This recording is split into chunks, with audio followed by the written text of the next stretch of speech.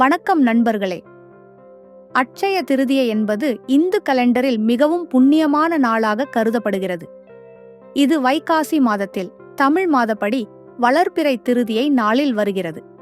அட்சய என்பது ஊறாதது அல்லது நிறைவில்லாதது என்று பொருள். இந்த நாளில் செய்யும் தானங்கள், ஜெபங்கள் மற்றும் தர்மங்கள் நிச்சயமாக பலனை தரும் என்று நம்பப்படுகிறது. அட்சய திருதியையின் தோற்றம் மற்றும் முக்கியத்துவம் குறித்து பல புராணங்களிலும் குறிப்பிடப்பட்டுள்ளன. இங்கு அதற்கான 12 முக்கிய புராணக் கதைகள். பரசுராம அவதாரம். விஷ்ணுவின் 6வது அவதாரமாக வந்தவர் பரசுராமர். தர்மத்தை மீட்கும் ஒரு கைவிரல் போல அவர் பரசு எடுத்து உலகத்தின் அக்கிரமத்தை அழித்தார்.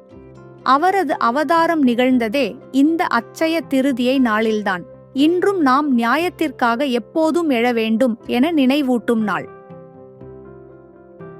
குபேரனுக்கு இலட்சுமியின் அருள்.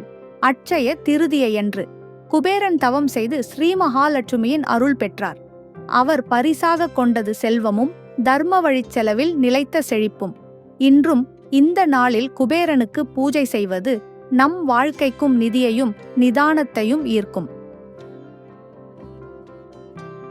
சுதாமா மற்றும் கிருஷ்ணர். வறுமையிலும் அன்பை ஈஜாத சுதாமா வெறும் கைரேகை அரிசியுடன் தன் நண்பர் கிருஷ்ணரை சந்திக்கிறார். அவர் தந்த அரிசிக்கு பதிலாக கிருஷ்ணர் அளித்த பரிசு முழு வாழ்நாள் செழிப்பு. இந்த நாளில் உளமாற செய்யும் சிறு தானம் கூட அதிரடியாக வாழ்க்கையை மாற்றும்.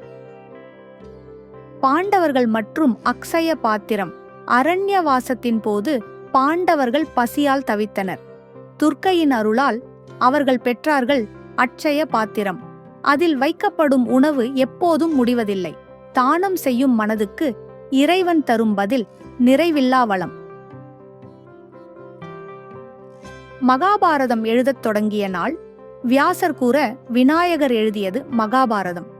அந்த எழுத்தும் பகவான் விநாயகரின் வரம் பெற்ற பக்தியும் அட்சய திருதியை என்று துவங்கியது. அறிவு, எழுத்து, ஞானத்திற்கு இது சிறந்த நாள். சமுத்திர மந்தனம். தேவர்கள் மற்றும் அசுரர்கள் பாலாழியை கடைந்து அமிர்தத்தை கண்டுபிடித்தனர். இதுதான் சமுத்திர மந்தனம். அதே தினமே அட்சய திருதியை. சிரமத்துக்கு பிறகு வரும் வெற்றியின் நினைவாக இந்த கதை. கங்கை பூமிக்கு வந்த நாள்.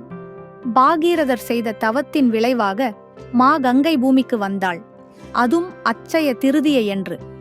இந்நாளில் புனித நதிகளில் ஸ்நானம் செய்தால் பாவங்கள் கரையும் என்பது நம்பிக்கை. அன்னதானத்தின் பெருமை. பசியை நீக்கும் ஒரு தானம், அதுவே அன்னதானம். புராணங்கள் கூறுவது இந்த நாளில் தரப்படும் உணவு 100 யாகங்களுக்கு சமம். நம்மிடம் இருக்கும் சிறு பகுதியை பகிர்ந்தாலே நாம் பெறப்போகும் அருள் அளவில்லாதது. வாணிபம் தொடங்கும் நாள். அட்சய திருதியை என்பது வெறும் ஆன்மீகம் மட்டுமல்ல, வணிகருக்கே அதிர்ஷ்டத்தின் தொடக்கம். இந்த நாளில் முதலீடு, தங்கம், பணம் வாங்குவது ஊறாத செல்வத்தை ஈர்க்கும். திருமணம் செய்ய ஏற்ற நாள். தெரிந்து செய்யும் மங்கள நாள்கள் பல. ஆனால் அட்சய திருதியை மட்டும் திருப்தியோடு திருமணம் செய்யும் நாள். எந்த நேரமும் நல்ல நேரம். ஏனெனில் இறைவனே நேரமாக இருப்பது இன்று. பக்தி தர்மம் வளர்க்கும் நாள். இந்த நாளில் பக்தி செய்யும் ஒருவர் எண்ணற்ற பலன் பெறுவார். தர்மத்திற்கு எளிமையாக நிலைத்து பூஜை செய்து ஜபம் செய்யும் நாள் இது. சின்ன முயற்சியே பெரும் அருளுக்கு வழி. லட்சுமி பூஜை. ஸ்ரீ மகாலட்சுமிக்கு நம் மனதளவிலான விருப்பத்துடன் பூஜை செய்தால் இன்றும் நாம் எதிர்பாராத வாய்ப்புகள், வரப்பிரசாதம், செல்வம் நம் வாசலில் வந்து சேரும். பக்தியும் நம்பிக்கையும் சேரும் போது அதுவே அட்சய திருதியையின் மெய்ப்பொருள். நண்பர்களே, இந்த 12 கதைகளும் ஒரே விஷயத்தை சொல்கின்றன. தர்மத்தில் நம்பிக்கை வை, பக்தியில் உறுதி வை. அட்சய திருதியை என்பது ஒரு நாள் மட்டுமல்ல, நம் வாழ்க்கையின் திருப்புமுனையாகும். நாம் நம்பும்போது